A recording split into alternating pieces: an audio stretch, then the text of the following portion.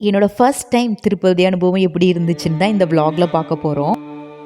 எங்களோட தரிசன டைம் 4 மணி. ஆனால் அதுக்கு முன்னாடி 11:00லாம் ரீச் ஆகிட்டோம். ஃபஸ்ட்டு எங்கள் அண்ணி பையனுக்கு வந்துட்டு மொட்டை போட்டாச்சு. என் ஹஸ்பண்ட் மடியில் உட்கார வச்சு. எங்களுக்கு கொடுத்த ரூம் இது தான். ₹100க்கு 1 டே ஸ்டே. அங்கே போய் ஃப்ரெஷ் அப் ஆகிட்டு சாமி பார்க்க கிளம்பியாச்சு நாமம் போட்டுட்டு.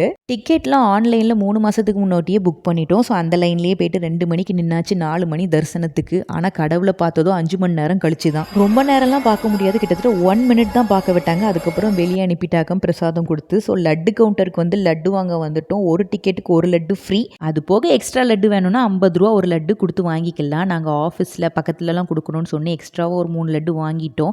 வெளியே வந்தால் சாமி ஊர்வலம் போய்கிட்டு இருந்து அது கூடவே 2 யானையும் அழகாக நடந்து போயிட்டு இருந்துச்சு. கோபுர தரிசனம் ரொம்ப நல்லது அப்படின்னு சொல்லுவாங்க. அதை நைட் டைமில் பாருங்களேன், செம்ம அழகாக இருக்கும். அந்த 7 கும்பமும் அவ்வளோ அழகாக ஜொலிக்கும். நைட்டு சாப்பாடு அங்கே உள்ள அன்னதான மண்டபத்திலே சாப்பிட்டுட்டோம். எனக்குலாம் பயங்கர பசி. ரசம் மோர்னு ஃபுல் கட்டிட்டேன். கட்டிட்டு ரூம்க்கு வர்றதுக்கே 9:30 ஆயிடுச்சு. திருப்பதி போனால் வாழ்க்கையில் திருப்பம் வரும்னு சொல்கிறாங்க. அது உண்மைன்னா கமெண்ட் பண்ணுங்கள்.